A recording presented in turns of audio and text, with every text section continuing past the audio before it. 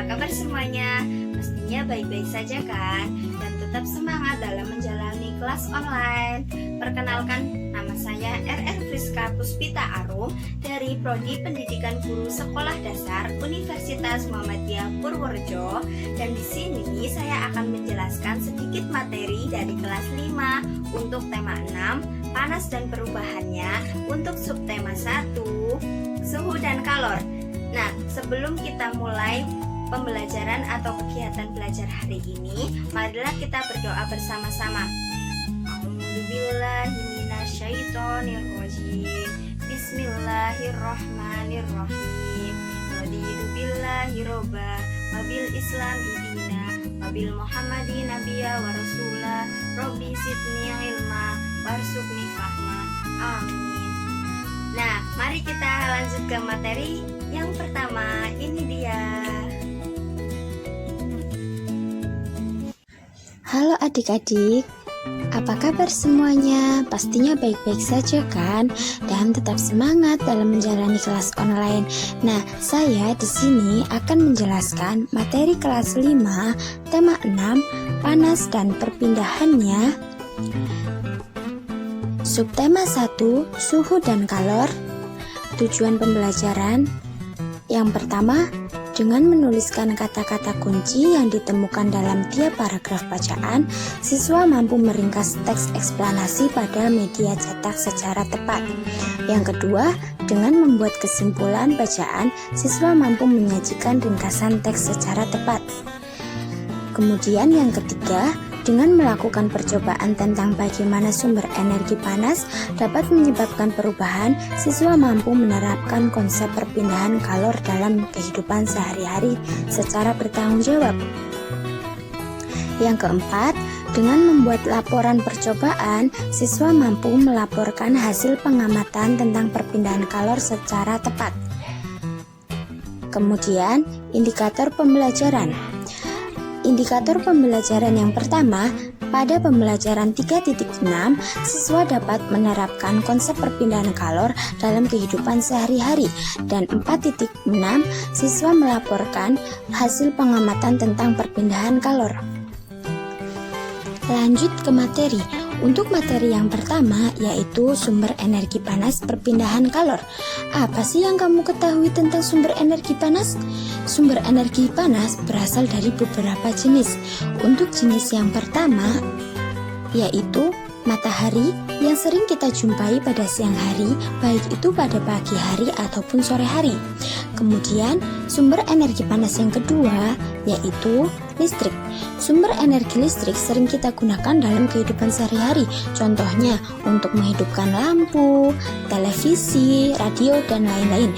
Untuk yang ketiga yaitu sumber energi panas dari api. Api sering kita jumpai baik dari kompor maupun dari korek api.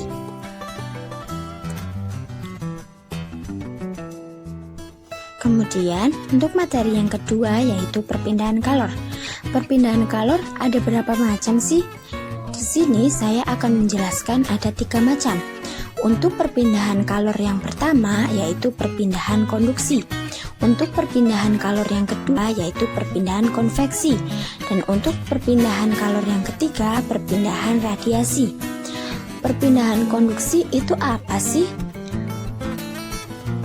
Konduktor dapat disebut juga hantaran dan rambatan, yang artinya adalah perpindahan kalor melalui suatu zat tanpa disertai perpindahan partikel. Contohnya pada sendok, ujung sendok yang dipanaskan di atas lilin atau di atas api, pasti panasnya akan menjalar atau merambat ke bagian yang lainnya. Kemudian untuk yang kedua yaitu perpindahan konveksi. Perpindahan konveksi merupakan perpindahan kalor yang disertai dengan perpindahan partikel. Contohnya, air yang mendidih di atas kompor pasti akan ada gelembung-gelembung kecil di dalamnya. Kemudian, perpindahan yang ketiga yaitu perpindahan radiasi. Apa sih yang kalian ketahui tentang perpindahan radiasi?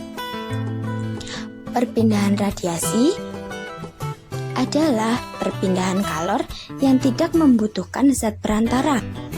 Contohnya, panas matahari yang sampai ke bumi.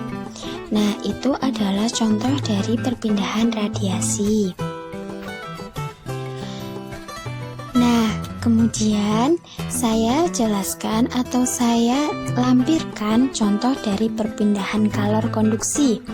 Di sini saya menggunakan ujung sendok yang dipanaskan di atas lilin, pasti panasnya akan merambat ke bagian yang lainnya. Di situ yang sudah saya lampirkan gambarnya.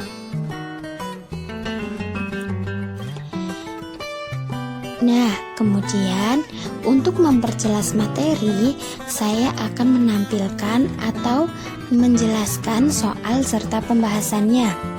Untuk soalnya,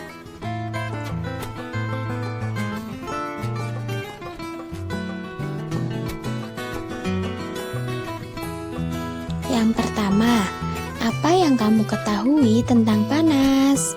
Yang kedua, apa yang dimaksud dengan suhu? Yang ketiga, apa yang dimaksud dengan kalor? Yang keempat, apa saja jenis-jenis perpindahan kalor? Kemudian yang terakhir, apa saja sumber energi panas? Nah, saya akan membahasnya satu persatu. Ayo kita pahami bersama-sama. Untuk pembahasan yang pertama, panas adalah energi yang berpindah akibat perbedaan suhu. Panas berpindah dari yang bersuhu tinggi ke yang bersuhu rendah.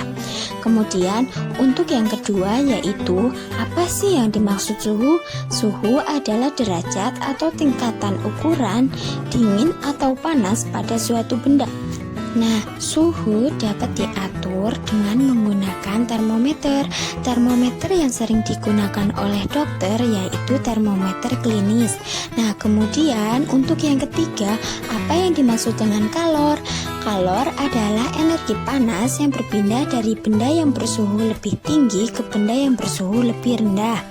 Nah, di sini kalor dapat dijelaskan seperti yang tadi. Kemudian untuk yang keempat, apa sih jenis-jenis perpindahan kalor?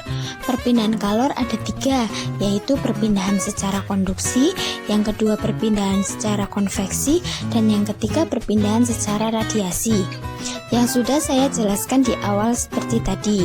Kemudian untuk yang terakhir yaitu sumber energi panas. Apa sih sumber energi panas? Sumber energi panas berasal dari sumber energi matahari, sumber energi listrik, dan sumber energi api. Nah, segitu dulu penjelasan dari saya. Apabila ada kekurangan atau kelebihannya, saya mohon maaf.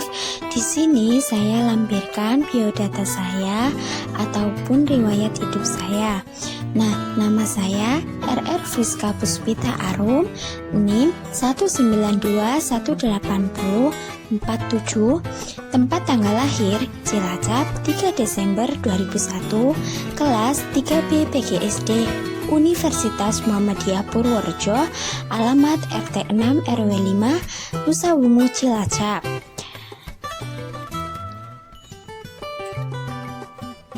Sekian materi dari saya. Apabila ada kekurangannya, saya mohon maaf yang sebesar-besarnya. Tetap semangat dan sampai jumpa. Wassalamualaikum warahmatullahi wabarakatuh.